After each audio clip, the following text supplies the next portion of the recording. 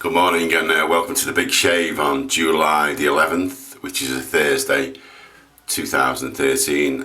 My name's Steve Farragher, and today we're going on to number 3 of the instructional Back to Basics videos, which is going to take you through step by step. We're starting with razors, and we're on number 3 of the razors. Number 1 was cheap razors, and we had the Lord razor, which is a cheap razor made in Egypt. It's got a quite advanced edge really for a cheap razor. So there's no need to actually buy. Cheap doesn't mean cheap as in rubbish, it just means it's inexpensive, and it's got a lot to do with the area that they're made. So there's 2 razors that we looked at in the first one. One was the Lord, which has a very similar head to Mercer and Edwin Jagger razors, and then the Yuma, which is an ultra cheap but ultra adaptable razor.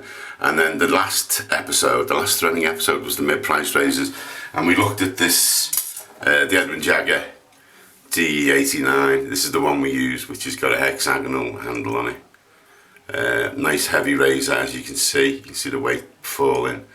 It's very solid. It's virtually indestructible, and if you buy that as your progression razor, which you always tell people to do, some cases there's no need to move on from the Edwin Jagger unless razor acquisition disorder bites. And razor acquisition disorders when you go on this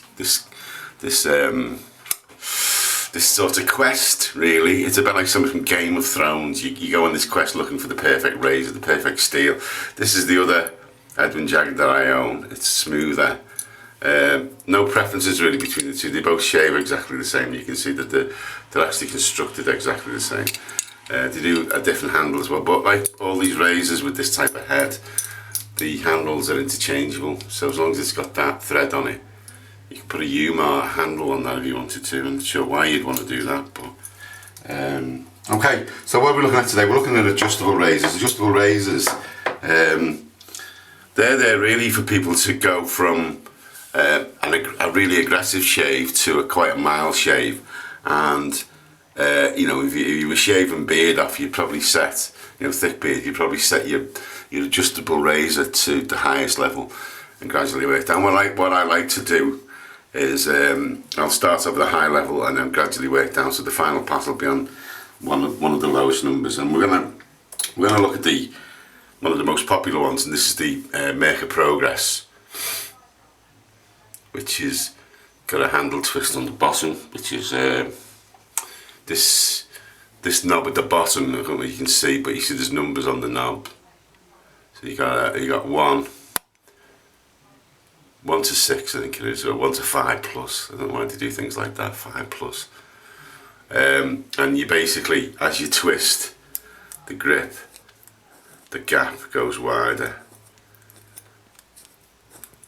Okay, and there's a little mark on it that tells you where your numbers are up to. So if you want an aggressive shave, you take it up to 5 plus, which is an incredibly wide gap. And then if you want to shave at 1, you take it right down to that, which is 1 plus. You can see that the gap's a lot narrower. You're less likely to cut yourself on the lower numbers, but that doesn't mean you won't cut yourself. And to put the blade in here, you basically untwist it and then take it out, and you get a long handle version of it and a short handle. This is the short handle version. The long handle version is a bit longer. You can also go and pay to get it customised, to put an aluminium knob on the end. People don't like this white plastic knob, so you pay extra money, a lot of extra money. We're going to look at the razor we're going to shave at today, and of course, if you watched any of these videos before, you'll be aware that about 2 years ago I bought one of these, and I've never looked back really. Some people don't like them, some people absolutely love them. I love it. The head's a big, massive thing. You can see it compared to that, and you can see from the top, it's slightly, well, it's not slightly bigger, it's miles bigger. I don't shave under the nose, obviously, because I've got a moustache, but this is one of the criticisms people have, is that you can't get it close enough. And the adjustment system on the Mercer, this is a Mercer Futur by the way, starts at 1 and you twist it around and it goes to 6, and you can see 6 is pretty wide, pretty damn wide, and then 1 you take it down. Now, the good thing about buying a Make a Future, and if you don't like it, you can always sell it, because they usually sell for around about the price that you buy them for new, because they're quite strictly controlled by maker. The prices are strictly controlled, and the numbers that they make are strictly controlled, because they are actually hand assembled. They're very good quality items. They come in 3 styles. This is the brushed steel. There's a chrome style, which is highly shiny, and then there's a golden one. Now you can see, I've had this about 2 years. You see, there's a few chips in it. They do mark, you know, they're not indestructible, but they do fantastic rays. And then on setting number 6, which is we're going to start on this today, is, I'd say, it's as close you can get to a cut-through razor, so straight razor. So if you're shaving with your 3 methods, you're unlikely to cut yourself. You've got your angle right. You'll get a really close shave, and it'll feel probably the closest you'll ever get. And the final one we want to look at, this is going back to vintage razors. We're going to look at vintage razors next time.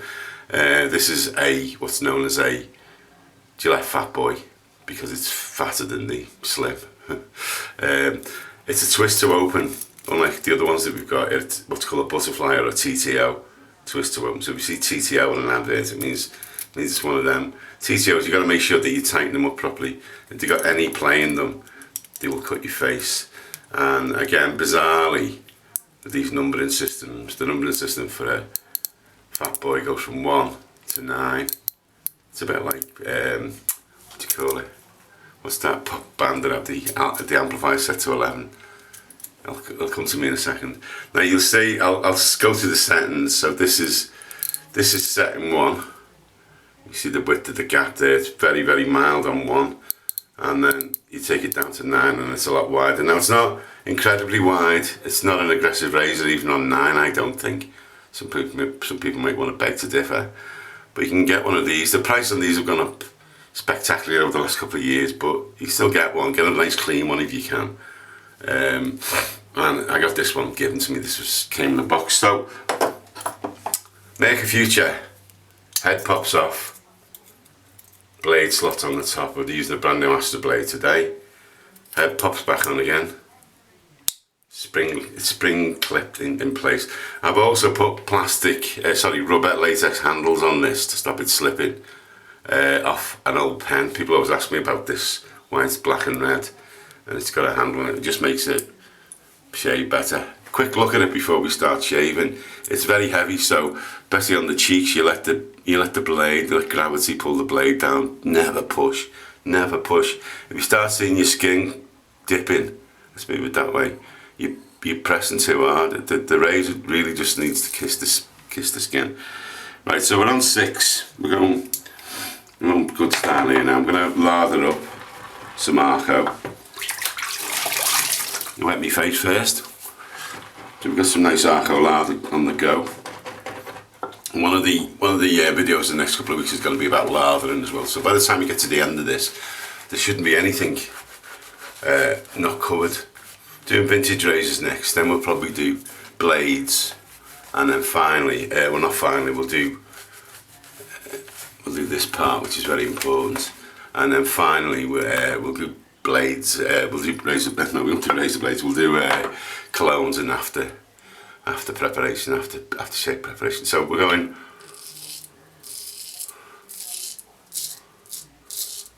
Now you can see I'm not pressing very hard. I'm going. Just move that down a little bit. Okay, let's get this right. See, fantastic production values in these videos.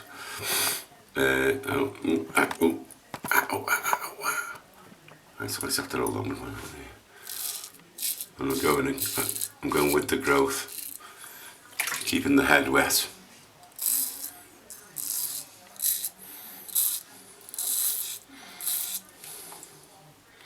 And flipping over. But you see, I've not cut myself, even though that's on number 6. You can see that it is on number 6. That's the biggest gap. Let me just adjust this video because it's going to fall off otherwise. Right. This is terribly unprofessional, isn't it? There you go. This just goes to prove that these things aren't really planned very well. Right, okay, so here we are, we're back. We're going to do the second pass. I'm going to use both hands. You notice I've got a lovely nick in my face here. Moolah R71, R41.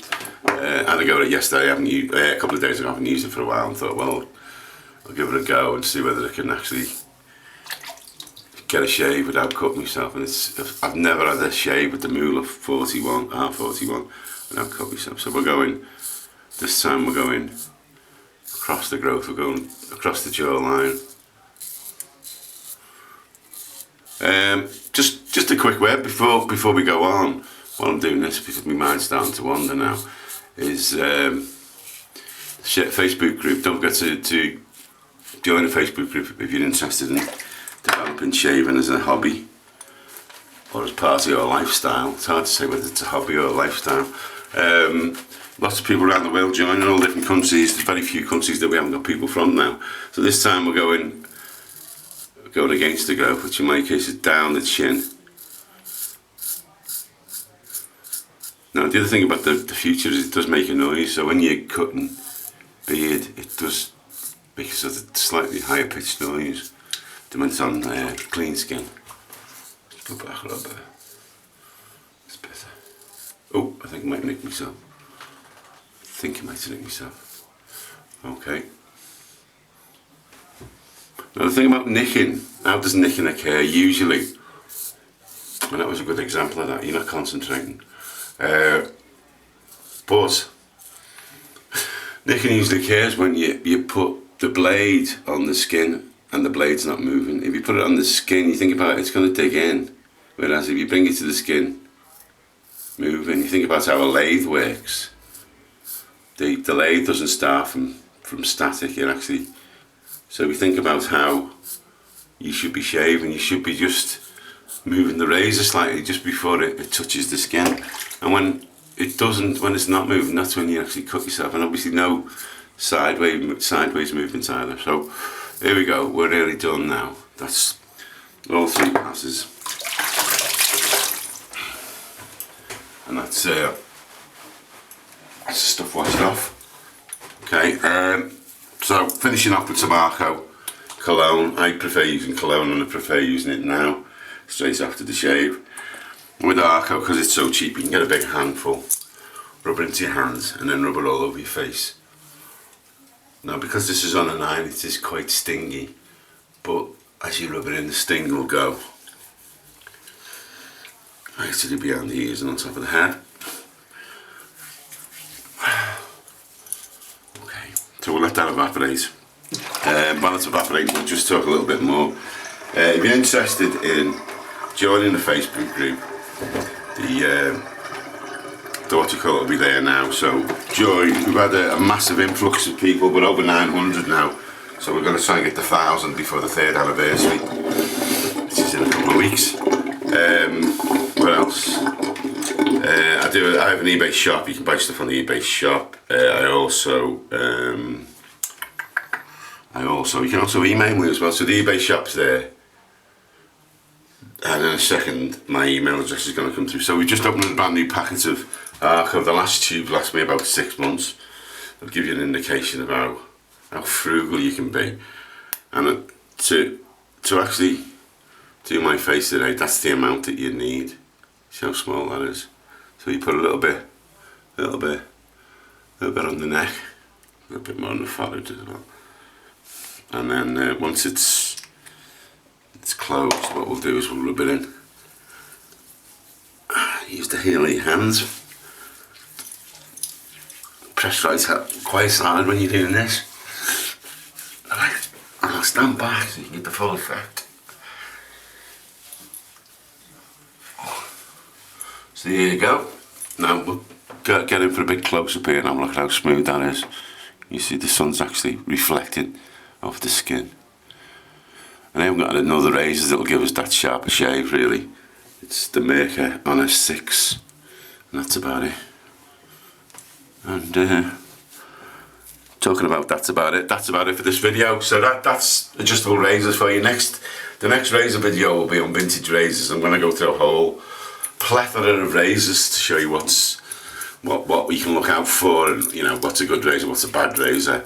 And basically, I think vintage razors should be shaved with. I don't think they're there to look at. So it's looking for, you know, the aggressiveness more than anything else, and there's no mechanical faults with it. Okay, so goodbye from me, Steve Flanagan of Liverpool. This has been the Big Shave, and I'll see you all next time. You know, enjoy yourself and enjoy your shave this morning, because you know you're worth it.